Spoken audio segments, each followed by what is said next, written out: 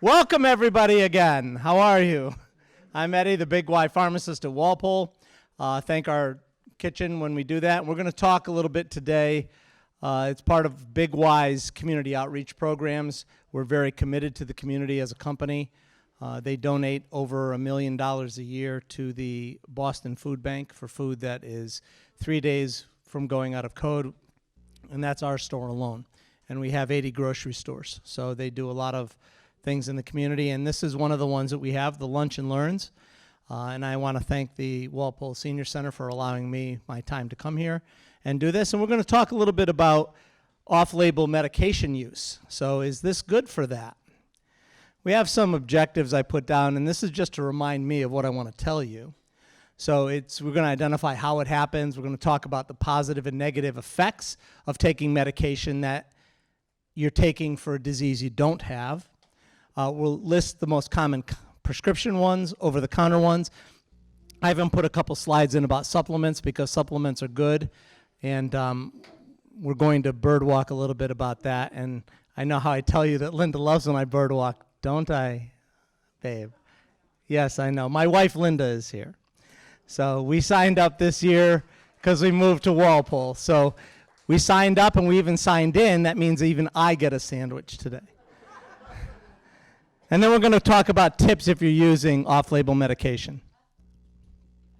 So the first thing I want to talk about is how does it really happen? It's pretty much a serendipitous event. And the definition of serendipitous is that it occurs or is discovered by chance in a positive, happy, or beneficial way, which, you know, she thinks is pretty awesome down there.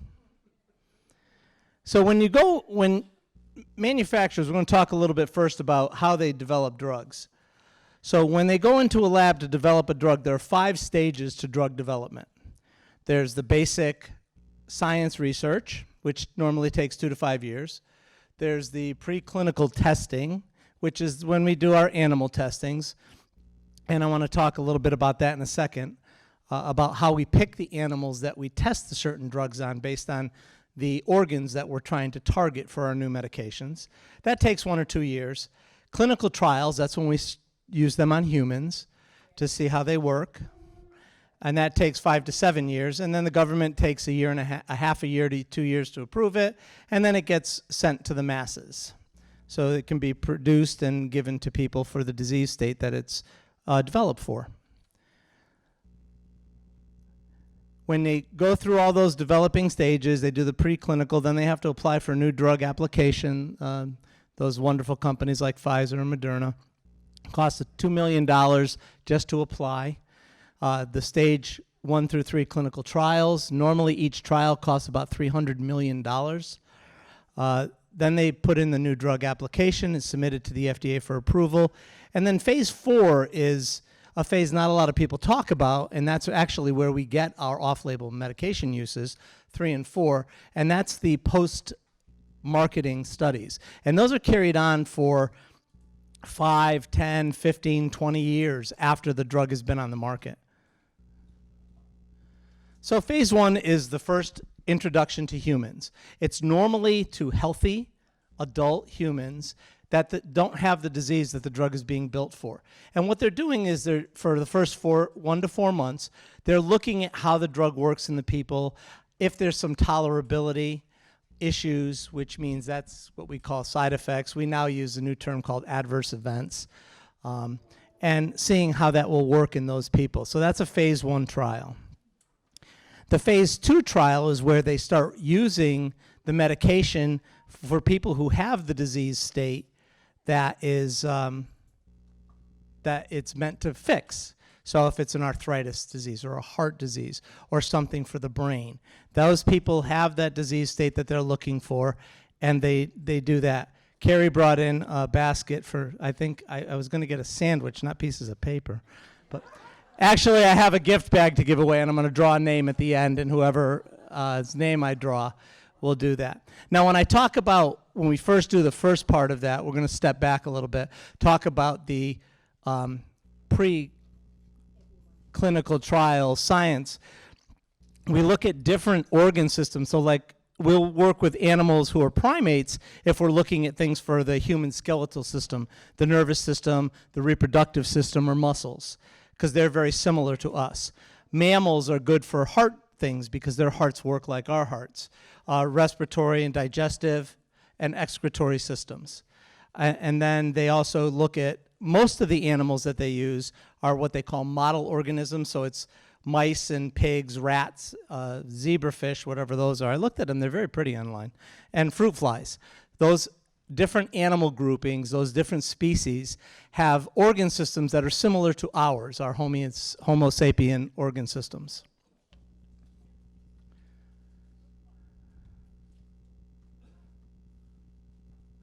Phase 3 trials is then when they choose between 300 and 3,000 people who definitely have that disease state that it was meant to address. They take it for 1 to 4 years and they assess where you're going to get for your optimal dosage, what kind of adverse events you're going to have, what kind of tolerance that they have to the medications, how high can you go in the dosing, how low can you go without side effects. That's when they look at all of these things. And this is where we find out a lot, the first things about if it can be used off-label. Phase 4, as I talked about, are the 5, 10, 15, 20 years post-marketing studies. This just is a graphic form of what I just told you about.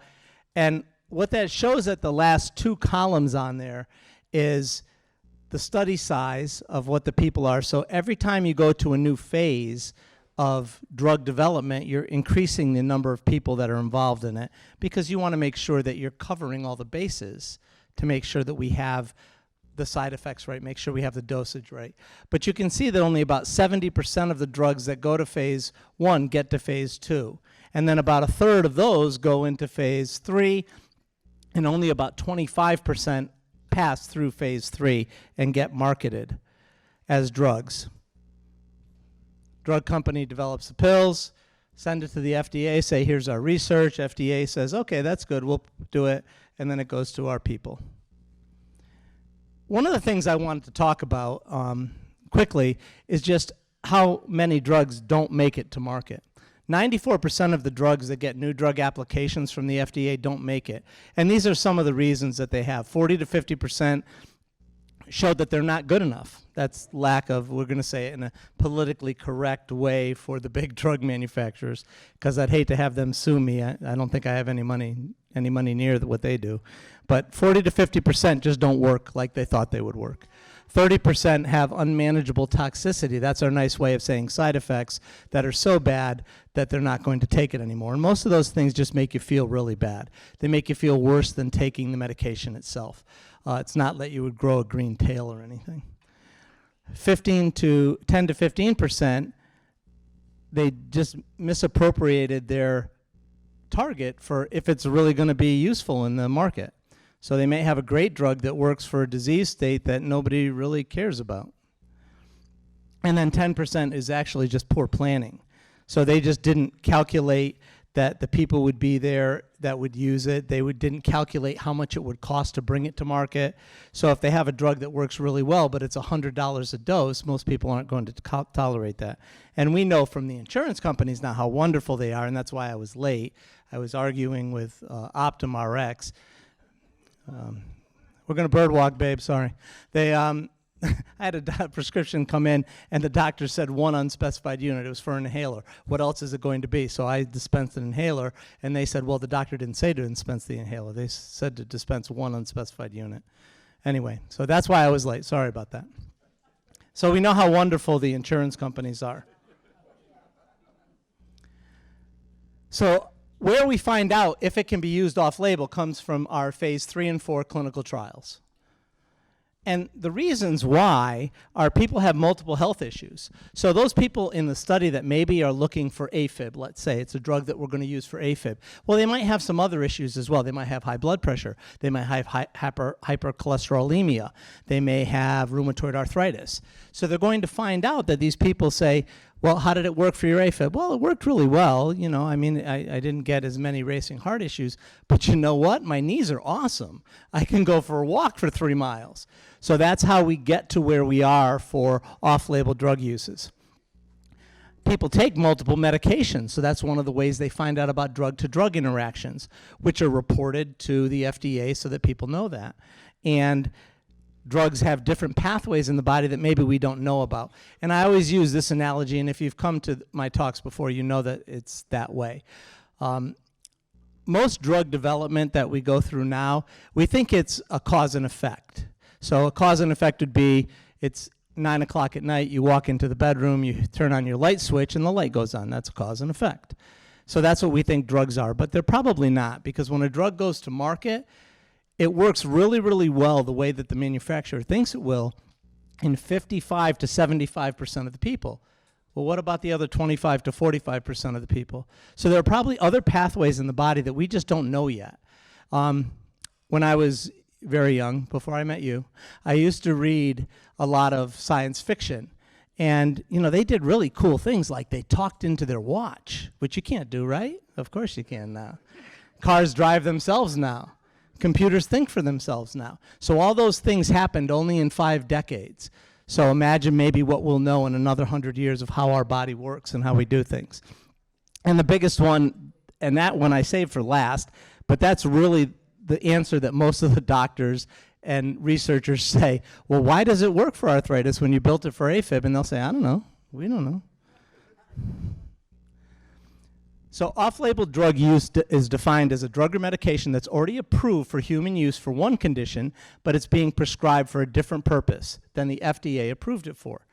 Any physician can prescribe a medication that's previously been approved by the FDA for any condition he or she wants. And the facts are that 20% of the medications that are approved are used for things other than what they were approved for. And the onus actually falls on us guys that have pharmacy degrees, because it's up to us in our clinical judgment, our professional clinical judgment, whether we want to dispense that medication or not. By the letter of the law, this is just, it's really part of the talk, so it's really not a real bird walk. This is by the letter of the law. Any drug that's compounded, if you go to a compounded pharmacy, a lot of times they do that. Like there's a calcium channel blocker that they use for hemorrhoids, but you have to mix it up in a 0.3% and a very petrolatum base. Well, that's off-label drug use, because the company never manufactured that drug never used that dosage form. So technically, that was an off-label drug use. So let's talk now about the medications. This is the meat of our talk. Let me go to make sure I get to my right cards. Here we are.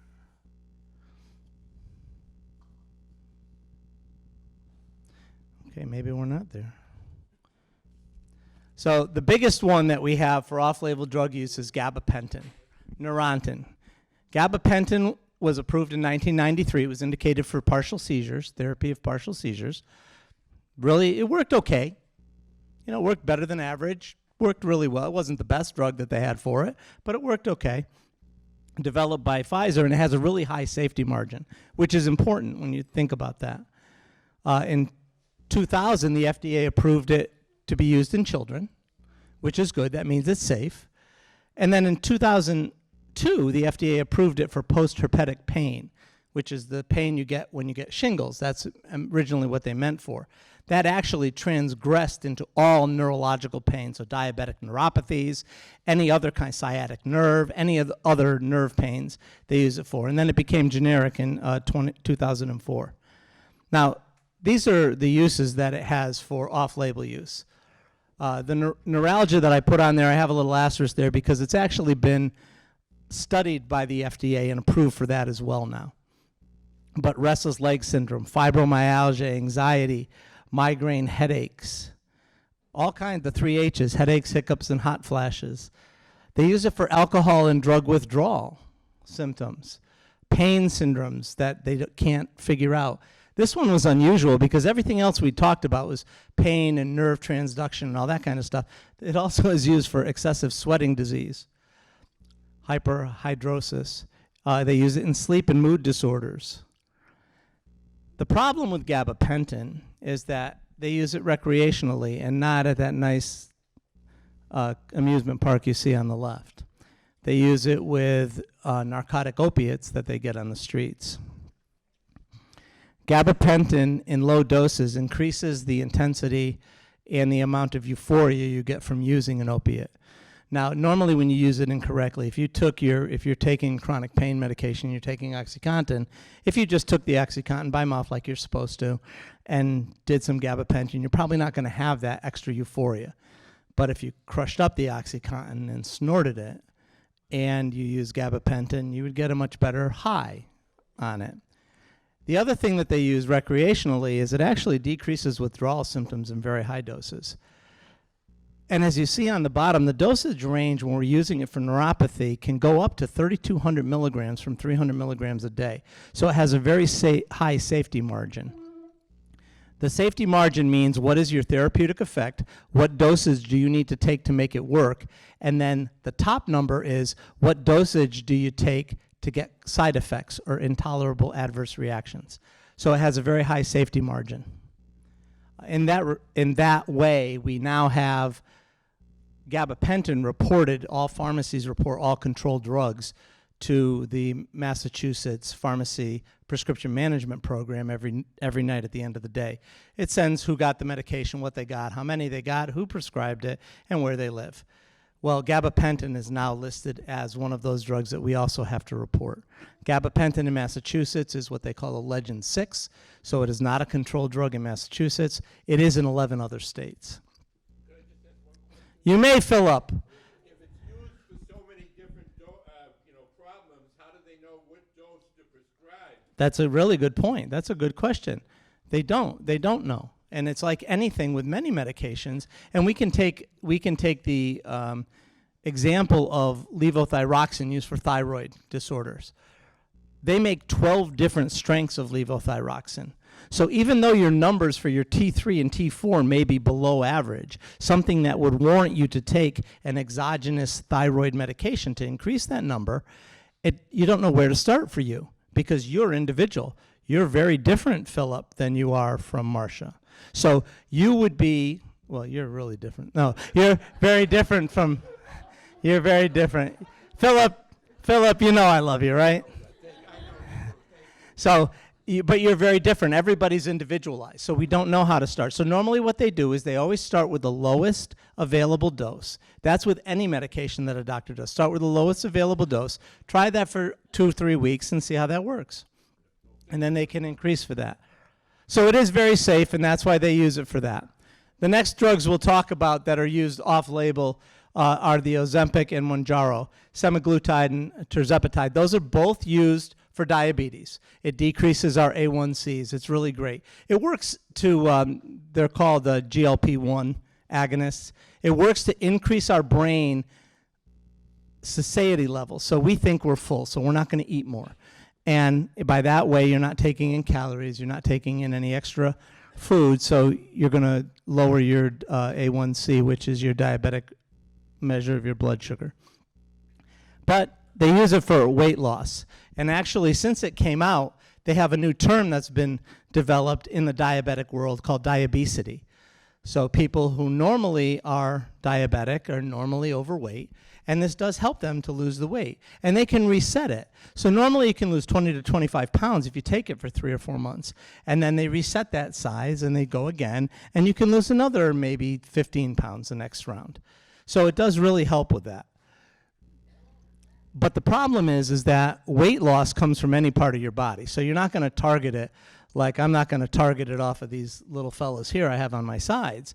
It may come off of my face, so I may look very gaunt. Or it may come off on my legs. You never know where the weight comes from. And the other thing is that you really have to keep using it. If you stop using it, if you lose 25 pounds and you stop using it, you're going to gain that weight back again. It may take you 3 months to gain the weight back again, but you probably will, unless you make a major change in your lifestyle. And just like any weight loss program that they talk about, this is a bird walk, babe, and any weight loss program that they talk about, the first thing they look at is changing your lifestyle, increasing your exercise programs, decreasing the amount of calories and food you eat. They have all those different techniques that you use, like when you eat your meal, you take your fork full, you eat it, you chew it 12 times, you put your fork down, then you pick it up again. And that just tells us, because once our stomach is full, it takes a little while for it to send the message to the brain to say, hey, you know what, we got no more room here, baby, so we don't want to eat anymore. So it takes a while to do that, but we just keep eating because the food looks so good, and if you have a great cook at home like I do, then I eat it. Yes. Yes, ma'am.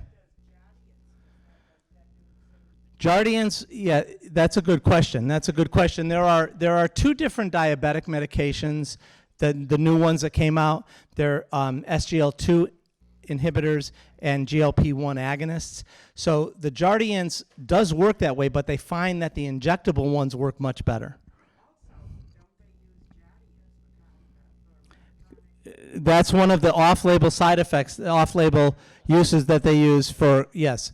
They've been proven with these, and Mounjaro has a better track record than the Ozempic does, that they're cardioprotective, so that they can use them to help congestive heart failure.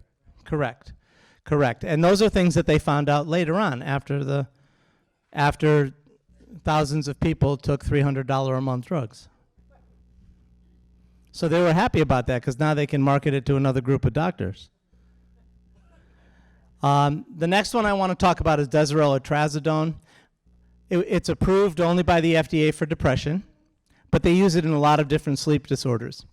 And the reason they do is that it has very low drug-to-drug interactions. They started using this probably 30 years ago, 40 years ago, in the elderly at the nursing home levels for people who were having trouble sleeping, instead of giving them a benzodiazepine, which can be addictive, and you build tolerance to that very quickly, so you have to increase that a lot. They started using that because it's very safe, and even though these people have other disease states they're taking medications for, you weren't getting the drug-to-drug interactions. You do get some drug hangover, and what that term is that you're still drowsy in the morning when you wake up. It doesn't clear out of your system. Some of the other drugs, the other hypnotics that they use, Lunesta is one that's pretty good. It makes you go to sleep, but then it's out of your body in about 2 hours. But the funny thing about the Trazodone is that they polled a group of about 3,000 prescribers, nurse practitioners, and doctors to say what is the indication for Trazodone, and they all said it was for sleep. 4 out of 5 said it was for sleep, and that's really not the FDA's indication. So I made a few table charts to talk about some of the drugs. And we can see that a lot of the drugs that are used for depression, because they alter our neurochemicals in our brain, can be used for other things, because the neurochemicals that we have do different things if they go to different parts of your body. So the Mounjaro and the Ozempic we talked about. Lexapro, which is escitalopram, and Zoloft, which is sertraline. Those guys were meant for depression, but they're used for anxiety. There's a little yellow asterisk there. I don't know how well you can see it. On my screen, I see it great, but I don't know if you can see it real well there. That asterisk is that they have now become the first line use drugs for anxiety. They are recommended by the American Psychiatric Society to be used first, instead of going to any of the benzodiazepines like the Valiums and Xanaxes and those kind of things. But there are some sexual side effects to it. You have, in men, you have the erectile dysfunction, loss of libido. In women, you can get vaginal dryness. So those are some of the adverse events for that. Wellbutrin, which is bupropion, is used, again, it's FDA-approved use is for depression, but it's used in bipolar diseases, the psychiatric bipolar diseases, but it's also used in addiction. And it was marketed under a different name to use for smoke cessation, which is an addiction to nicotine. So they were using it for that. It was called Zyban, was the drug that came out. Unfortunately, when you have those medications, our insurance companies are so good at looking at the forest for the trees that they don't pay for that, even though smoking could save. If you stop smoking, maybe you won't get cancer, and it would save your insurance company $300,000 next week, you know. Same thing with the Ozempic and Mounjaro, have the same chemicals made by the same company under different names, Wegovy up top and Zepbound down below there, the second one. But they're only indicated for weight loss from the FDA, so the insurance companies won't pay for them. Unless you get a prior approval, your doctor has to fill out all kinds of paperwork. Risperdal, Zyprexa, and Seroquel are normally used for schizophrenia. Schizophrenia is defined as not seeing reality in the normal pathway. We always talk about what's normal levels for this, what's our blood pressure. You can't really quantify what normal actions are, I don't think. But they say that if you misinterpret reality of what happened, maybe a really silly example, I guess, would be that there was a fire truck that went by and everybody said it was red and I said it was green. That would maybe, and I really believed it was green. Maybe that would be a example of schizophrenia. They use that in bipolar control as well. The problem is you can get some agitation, you get urinary retention, which isn't good, and sometimes you have memory issues. And you'll see that because they're working in the brain, working with our neurochemicals, most of the side effects that we see from those medications are that way. And we're going to talk about why those things are important in a few slides. Singulair is a drug, montelukast. It's a drug that was indicated for asthma, but they do use it for chronic obstructive pulmonary diseases as well. You can have some sleep issues with that and maybe get depressed. Celebrex, which is a non-steroidal anti-inflammatory. It was one of the COX-2 inhibitors. Normally when they came out with Motrin, it was such a great drug, everybody took it.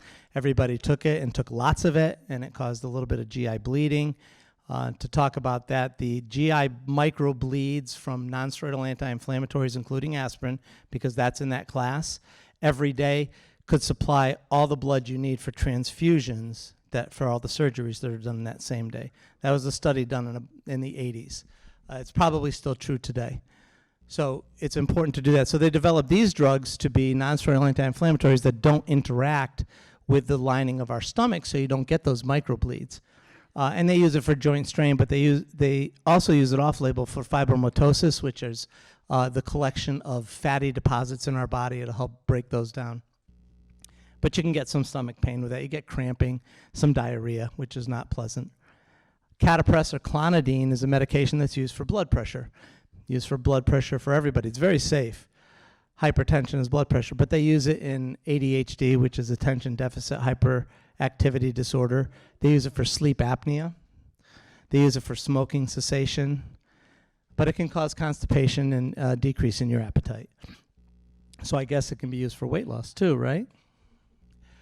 Tegretol, which is carbamazepine, is a drug that, again, just like the gabapentin, was built for epilepsy, and it was okay. It did a good job. It's very safe in children, so many children who are epileptic use Tegretol.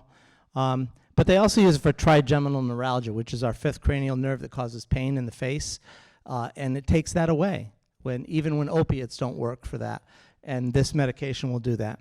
You can have some vision issues. You get blurred vision. You might get a little bit of a blind spot in one side of the eye. Lyrica is one of the new gabapentins that's in the same class as gabapentin. That's pregabalin. They, again, built for epilepsy, but they use it for migraines. They use it for opiate and alcohol dependency and withdrawal. And again, it can cause vision and cognitive issues. It takes you a little bit to think of things. Maybe forget words every now and then. I just say that I'm just getting older, so that's why I forget words. And it causes weight gain, which is not very pleasant at all. So, unfortunately, migraines afflict women more than men. So if they're taking that and gaining weight, they're not very happy about that. Inderol, which is propranolol, is normally used for high blood pressure and for heart failure. Actually, Inderol is one of the drugs with metoprolol that can help you prevent having a secondary myocardial infarction. If you've had a first one, that means a heart attack. If you take it for 6 weeks, it helps prevent that. But they also use it for migraines and stage fright, or performance anxiety, they call it. So if you're afraid you have to get up and talk to somebody. I took 17 milligrams today. No, I did not. I'm not afraid to talk to anybody, am I? Have I ever been? No. Anyway, so some people who are nervous about that and don't like to get up and talk in front of somebody, but if they wrote a great paper and they really have to present it, they can take the Inderol to do that. It causes dry mouths, and it causes some really bad dreams, nightmares. So those aren't fun. Topamax, which is topiramate, is, again, built for epilepsies and migraines, and it works really phenomenally for migraines. It works great on migraines, but the adverse events are terrible. I have family members that have migraines. My cousin took it. It worked phenomenal, but he would forget what he was doing going from one room to another. And every now and then we all do that. But this was happening way too often, so he had to stop taking it. But they use it for weight loss program and binge eatings for doing that. But it can cause some tremors, and again, the memory is the biggest issue with topiramate. Adderall, which is our amphetamines, are used for ADHD, but they're also used in resistant depression. And lately, and I don't know if it will be, I think Massachusetts is a little bit higher. To talk about amphetamine use here in Massachusetts, it's been on the uprise. Over the country since COVID, amphetamine use has increased about 8%. Massachusetts has increased 19%. And I think one of the reasons why is that we are getting a lot of doctors from recovery doctors of opiate use disorder or substance use disorder that are prescribing it. And either in 10 years, we're either going to say they were geniuses when they did that or they were witches. We don't know what it's going to be, but a lot of them are prescribing it, and it seems that people are able to function. So we just don't know, and that's how we get that, Philip. When we talked about that, how do doctors know how to start? We don't know. And that's why these off-label drug uses, even though they may look wrong when we're doing it, may be a help for all of society.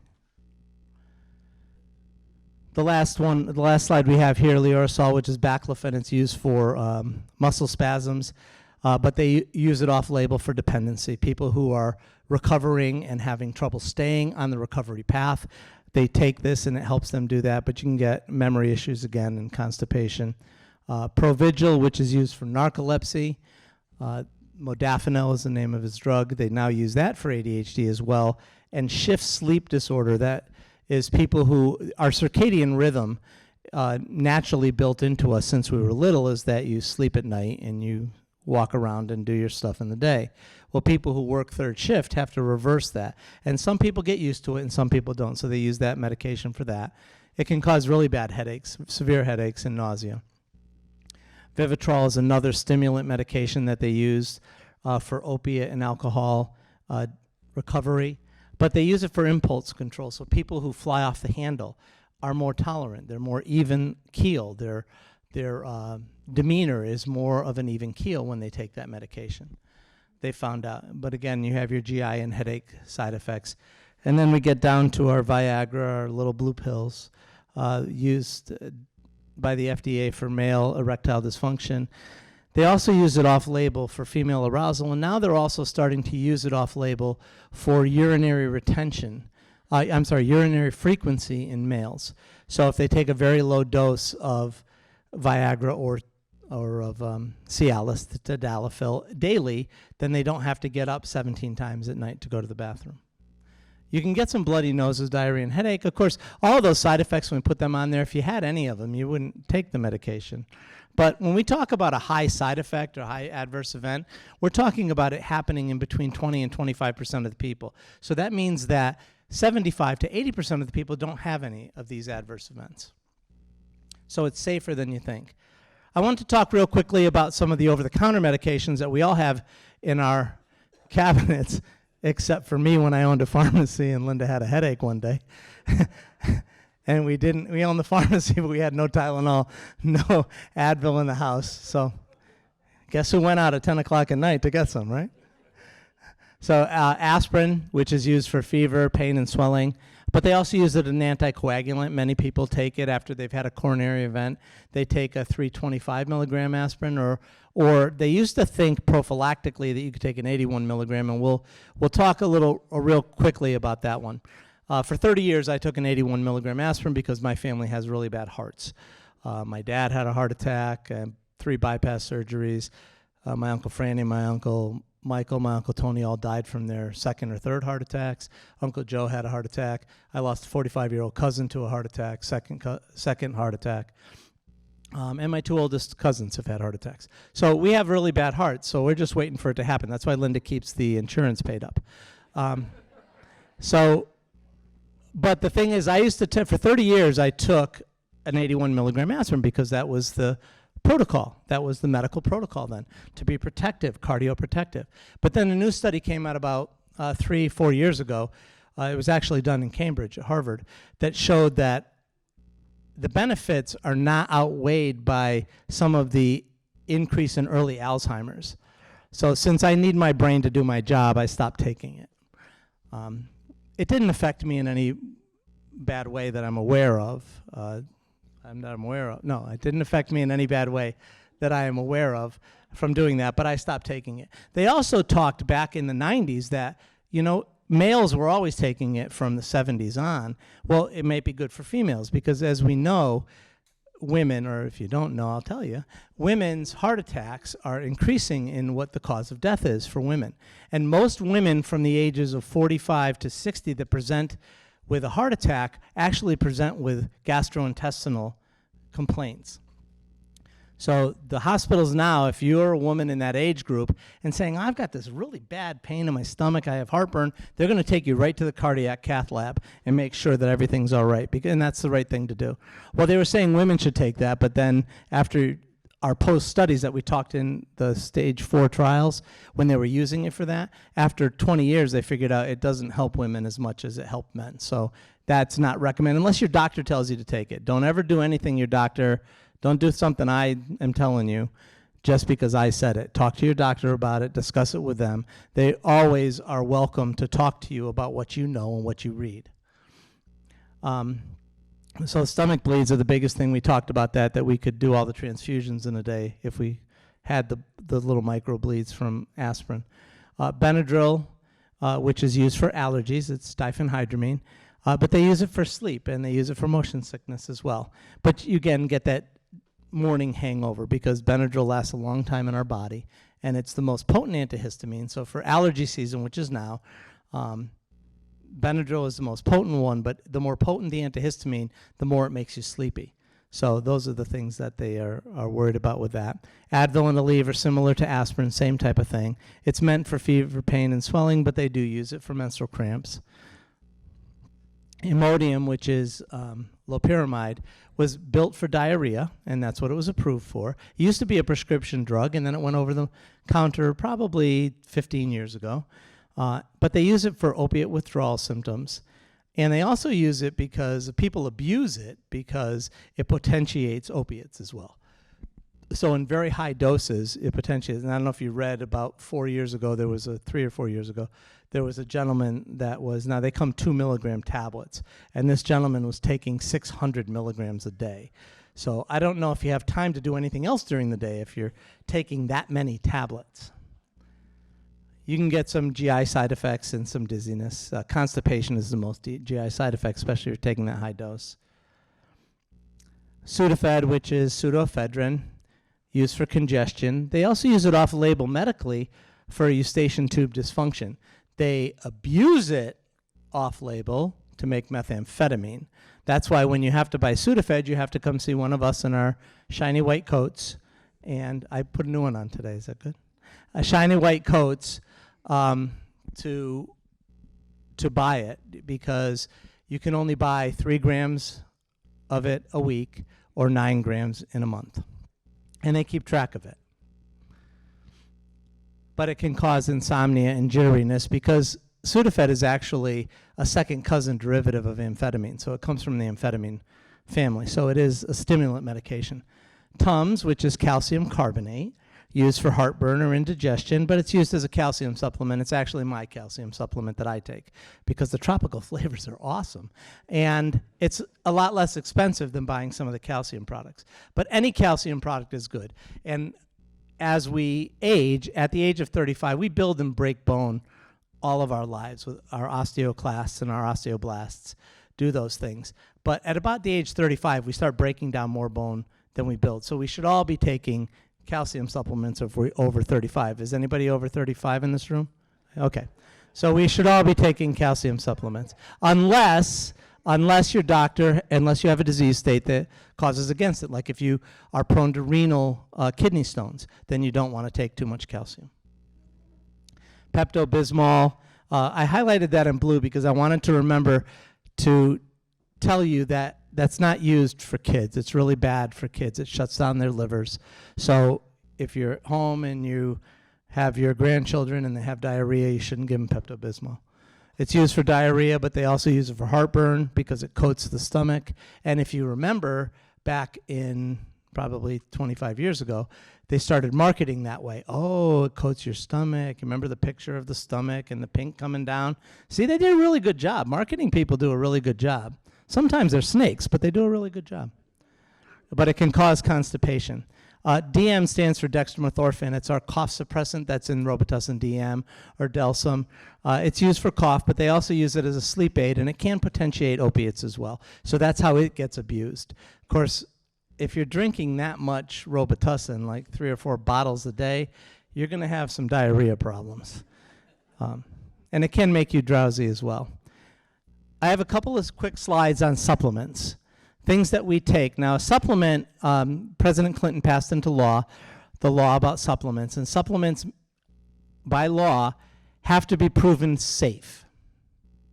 Yeah, that's it. They don't have to be proven effective for what they're claiming. And if the FDA gets enough reports, then they go to the company and say, hey, prove to us that this is what you're saying works. So it's safe for you to take, but it may not work for what they want you to do. But we use supplements a lot. Melatonin is probably one of the biggest ones. It was originally meant to regulate your sleep cycle. So again, for those third shifter people, that's what it was meant for. But they use it for jet lag and insomnia, and a lot of people take it for insomnia. And it works for people. For my daughter takes it, and it works for her. I've tried taking it, and it doesn't work. So Linda helps me by hitting me on the head with a hammer. And then I go right to sleep. But it can cause some drowsiness. You can get some vivid dreams, and again, you may have that morning hangover. But it comes in many different strengths, and you can cut the pills in half if you need to. Omega-3 are the fish oils. Those are good to lower our cholesterol, so it's good for cardiovascular health, heart health. But they're actually using it for anxiety and arthritis. Now, the arthritis studies that I looked at weren't all that impressive, but if somebody's taking it, the placebo effect, I don't know if you've heard about the placebo effect. The placebo effect is that you're getting positive effect that they expect you to, that you expect to get, even though you're not taking any medication that would do that. The placebo effect is very strong and very real. They've proven that even in cardiac drug development, placebo people have had better heart rates, better rhythms, and because their brain is saying, hey, you know what, I'm taking something that's good for me, so walk straight, baby, let's go right. So it does that. But you can get a fishy taste. There's some GI upset. And it can increase your bad cholesterol every now and then. So you don't want to do that. Probiotics, people use those a lot, especially when they're taking antibiotic course of therapy. It helps to increase our good GI flora. We have bacteria that lives in our stomachs and our GI tract all of our lives, and it helps us absorb vitamins and absorb certain drugs. Sometimes antibiotics will kill those, so you can get some diarrhea. So the probiotics are doing that, but they also use it to prevent vaginal infections as well, which was not something that it was meant to be, but it's very commonplace now. But you can get some bloating, and you can get some GI, both ends of the spectrum there, which isn't always good. Vitamin D we use to maintain our bone health, because here in New England, and I know we've talked about it before, but in New England, the sun is only high enough for us to convert the vitamin D in our skin from half of May, June, July, August, and half of September. So vitamin D supplementation in the Northeast has been something that's been going on for about 8 years. And you should talk about that, but you can't take too much of it. And so you want to be careful about that. So they use it also now for depression, autoimmune disease, and cancer. Now, when we talk about vitamins for cancer, we're going to birdwalk a little bit here. Linus Pauling, which was a really smart guy, won a Nobel Prize in science. He was using vitamin C to cure cancer. Now, when you go to the store and you get vitamin C, if you have a cold, you have 500 milligram tablets or 1,000 milligram tablets. He was using 25,000 milligrams twice a day, but he died before he could finish his research, and nobody wanted to pick it up. So vitamins may have more that we know. The problem, if you take too much vitamin D, your kidney can overload your kidney, and that's not good. It is a fat-soluble vitamin. A, D, E, and K are the fat-soluble ones, so you really have to worry about that. St. John's wort, which is hesperidin root, that is actually prescribed in Germany as an antidepressant more than any chemical that there is. and it's a supplement. The problem with that one, and we'll talk about it in a minute, it's used for depression, but they also use it for anxiety and postmenopausal depression as well. And you can get some stomach issues, dry mouth, or skin sensitivity. The problem with that, when you're doing any supplements, and it works with all the supplements, make sure you're getting them from a reputable company. Because with hesperidin root, you have to use the root to get the active ingredient in there. But if you have a company that's using the flower and the leaves and the stalk, that's not going to give you what you need. So you have to make sure you get a reputable company, and it's good to stay with a reputable company. Creatine is used to increase exercise performance. What it does is it decreases our recovery time for our cells to be doing it. So athletes use it a lot because that way they can do an extra set in the half-hour time frame so that they can build their muscles stronger. But they also now use it in cognitive disease disorders. That's a nice way of saying Alzheimer's, and Parkinson's. I have no idea that I tried to look at any mechanism of action, and nobody has any idea why it works, but it just does work for some people. But you can get weight gain, muscle cramps, and it does overload your liver and kidney if you're taking lots of other supplements, like a lot of these bodybuilders and athletes are using protein shakes, whey protein. Whey is the cleanest, but they're using other proteins as well. Ginkgo biloba is good for our memory. And if I could remember what it was for, no, it's good for our memory. It increases our cognition, but it can cause some issues like ringing in the ears. And you can have GI bleeding and drug interactions. There's a lot of drug interactions with it. So if you're ever going to take that, please talk to your doctor about that. If you have memory issues, you should always talk to your doctor because they're going to know best for you. They know you. So they're going to know best what medications you're taking and what things will interact with it. Turmeric is used for inflammation. It was built for that, and many people who have arthritis are recommended to take it, but they also use it for skin diseases and digestion. It's a spice, so I guess it's a supplement, but it's a spice that they use in Middle Eastern cooking. Can cause some GI bleeding and low blood sugars, which isn't good. Glucosamine and chondroitin are used for joint health. That's what builds our ligaments and tendons in our bones. But they also use it for irritable bowel syndrome. Now, the glucosamine and chondroitin actually was studied in Europe, and it showed that it was good in osteoarthritis. It helps 70% of the people, which is a high number. But you have to take it for 28 days to see if it works for you. But it's only osteoarthritis. It doesn't work for rheumatoid arthritis at all. So you have to be diagnosed with that for it to work. But you can see that you can have high blood sugars with that. There's, again, a lot of drug interactions, and it can cause some asthma attacks. So that's important to worry about if you are asthmatic. And then ashwagandha, which is Ayurvedic health. Do we know what that is? I did not. Ayurvedic health is when you link everything together. Your mind, your body, and your soul. So they believe, and this was, I believe, from Africa, they believe that if you have all three of those at the highest level, like a 10 out of 10, then your body health is going to be phenomenal. So that's another supplement that they use for that. But they also use it for anxiety and insomnia and fatigue.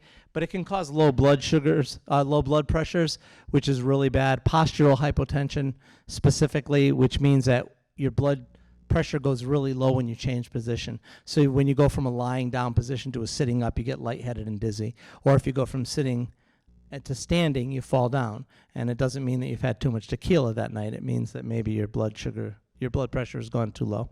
And it can cause some thyroid issues. So if you're borderline thyroid, either hypo or hyper, you don't really want to mess with that. Or if you're taking thyroid medications, you probably shouldn't take that medication.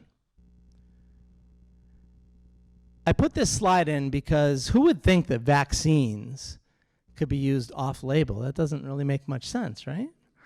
Well, it does, because when they were developed for a certain protocol and a certain age population and a certain dosing schedule. So the biggest ones that happen are people who are immunocompromised because they don't build antibodies like we normally do, like somebody who is not immunocompromised. So they changed that, and we used COVID vaccines off-label during the COVID thing because remember, you can get your first shot, and then in 42 days you get your second shot, but if you're immunocompromised, you can get another one in 6 weeks. The other part is healthcare workers, and that normally is our hepatitis A and B vaccines, because healthcare workers have to protect themselves from that. The table is so bad you have to leave. The healthcare workers, the antibiotic titers weren't high enough, so they had to get another shot for it. So even though your hepatitis vaccine is on day 1, day 30, and day 180, healthcare workers, if their titers were too low, got another shot. I believe we're back to the last thing, which is just tips. What should we do? How should we work with using drugs off-label? Ask your doctor, talk to your pharmacist. Come see them. They know what medications you're taking. They know what disease states you have. They know how you are and how you react. And that's really, really important. There are some websites that you can do research on. So do your research. The FDA, www.fda.gov. Do your research on that. You can find letters of reprimand that are sent to companies if they do things wrong. When the law was passed that we can do recreational marijuana, they have people that came out with CBD oil. I'm sure we've all talked about that. We've heard about that. The CBD oil, well, the FDA bought 72 different companies' drugs secretly and tested them. They were all supposed to have less than 0.3% tetrahydrocannabinol. That's the psychedelic part of marijuana in it. Only 41% of the companies had the right amount. So you have to look and see, and they write a letter to that. They'll send a letter to them, but you can look that up. You can see what letters are sent. If there's any regulatory issues that are being broken, they put the company's names in there. So it's something you can do to look at the company you're looking for. These are some other good websites. These are medical websites. Some of them are a little complicated when it comes to terminology, but some of them are good too. Actually, ChatGPT, GPT, is very good because they talk to you in layman's languages. That's AI, actually. And they've been doing a really good job. PubMed actually has an AI system that's up and running too for healthcare professionals. The one problem with artificial intelligence is that their core standard, I guess you would call it, their core thought process is to answer your question. So if you don't go to one that's been around for a long time, or if they don't vet it, then they hallucinate in your answer. That means they make stuff up. So, because they couldn't find it in the website. So one of the things you want to do, if you look at it, like I ask questions of ChatGPT because I researched the company, and they use lots of different websites to look at the answer. And actually, if it doesn't know the answer, it tells you. Because I've asked questions for specific statistics, and it tells me that they don't have that information in their system. Medline is another good one. It's run by the National Library on Medicine. And WebMD actually has a very good website for data that you can pull on diseases and drugs and things.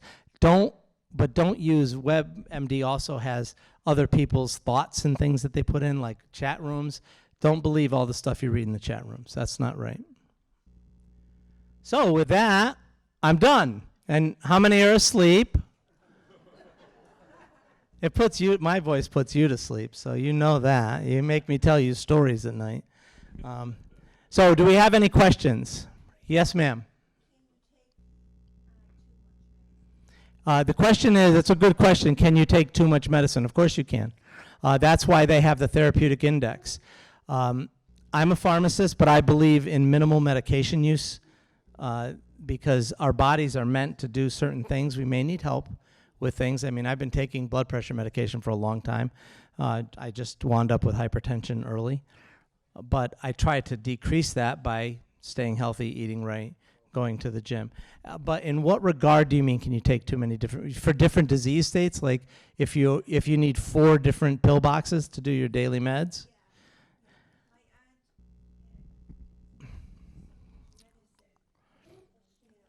Okay, so the question was multiple medications, maybe for the same thing, maybe not. I can go back to how things change as we go on. So when I first came out of pharmacy school 40 years ago, the way you treated high blood pressure or hypertension was you started with this drug. And then if that didn't work, you started with something else. You added something else to it. And then if that didn't work, you added something else. So it was a stepwise approach to lowering your blood pressure. Well, now with the advent of cleaner medications, less side effects, less adverse reactions, less drug-to-drug interactions, and the efficacy being raised, being they work better, if you're saying taking a beta blocker and it's not working, okay, then we won't do that. We'll do calcium channel blockers. So the answer is yes, you probably can. If you're afraid that somebody is taking too many medications, it might be time to see a younger, newer doctor, because they're going to be versed in the newest protocols that are out there.